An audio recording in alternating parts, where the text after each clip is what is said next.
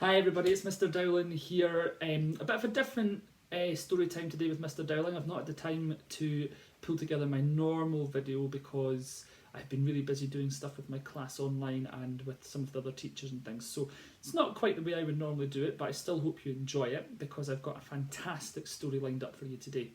So before I tell you what the name of the story is, let's do the magic. And I should have now shrunk to the tiny little corner of your picture, and you should now see that our story today is called The Worrysaurus by Rachel Bright and Chris Chatterton. And this is the same author that wrote The Lion Inside, so I know that a lot of you have read that book, so I hope you've enjoyed it, and it might be one that we read in the future, who knows. But I thought The Worrysaurus is a really good story to do just now because I know a lot of us are worried about the way things are going just now, worried about when school's going to start, worried about if people in your family are okay. And it's okay to be worried, that's perfectly normal and perfectly healthy. So hopefully this story shows us that it's normal to be worried and helps us find a way to cope when we're feeling a bit worried. So let's get started. One hot and sunny morning, under lovely clear blue skies, a little Worrysaurus was opening his eyes. And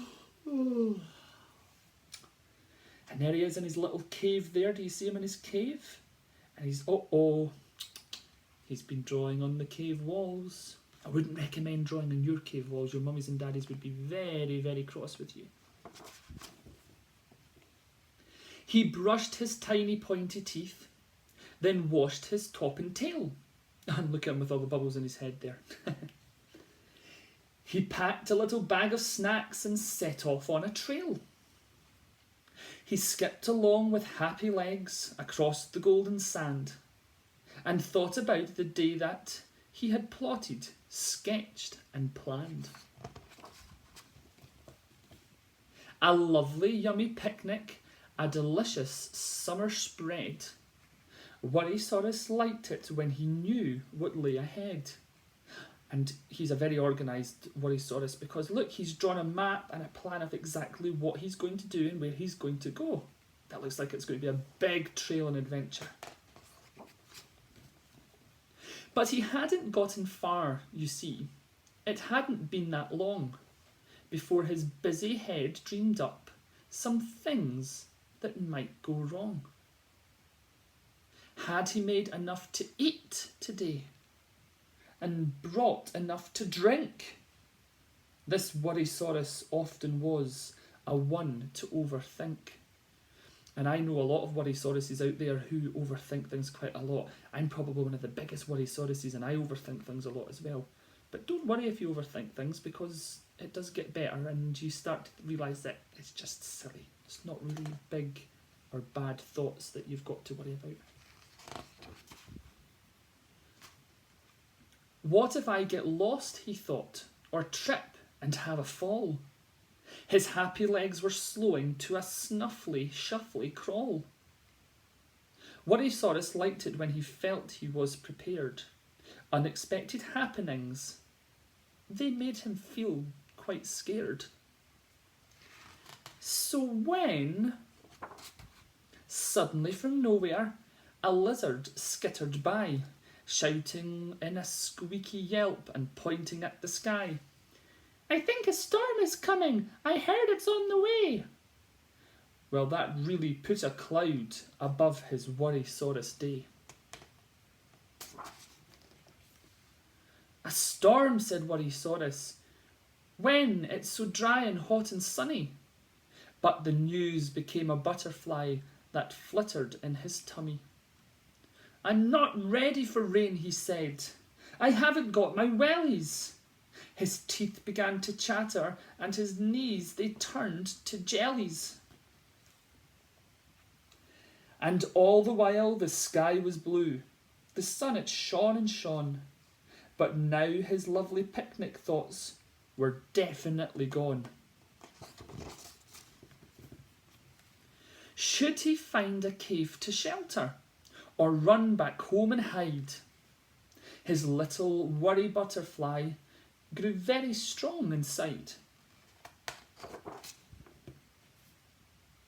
But then he thought of something that his mummy liked to say. Oh, my little Worrysaurus, chase that butterfly away. Don't you worry now, my lovely, you must try not to fret. If it's not a happy ending, then it hasn't ended yet. Some good advice from Mummysaurus there. So he reached into his bag just then to find a little tin. It helped him with his worries. It had happy things within. A special stick, his teddy Ned, a pebble, and a letter. And as he held them one by one, so everything felt better. Then he put away his tin and all the worries in his head, freed his little butterfly for happy thoughts instead. I'll stand up tall, I can be strong, I'll chase my fears away. All is good and all is well, and everything's okay. And with those little wordlings, he calmed his busy brain. Since when the sun is shining, why worry? It will rain. And there he is, bouncing over the rocks and under the tree logs with his little lizard friend. So he shared his little picnic with the lizard in the sun, and they laughed at all their worrying and really had some fun. Since when you're in the moment, there's no need to run and hide. And then the only butterflies will be the ones outside. The end. And that is a gorgeous little story there. It's called The Worrysaurus, and I hope you really enjoyed that one. And what I'm going to do to give you a challenge today, now don't forget your other challenge. If you've got a picture for me, I would still like to see them. Please send them to me, pictures of them, or scan them, or email me them, or anything like that, or post them to me and I will get them up on my wall. But I'm going to set you a little challenge today to go with the Worrysaurus, which is, just like Worrysaurus, do you have a special little tin? And if you don't have a little tin, what would you put in it? So, do you have a special box or tin that you put things in to make you smile and make you feel happy?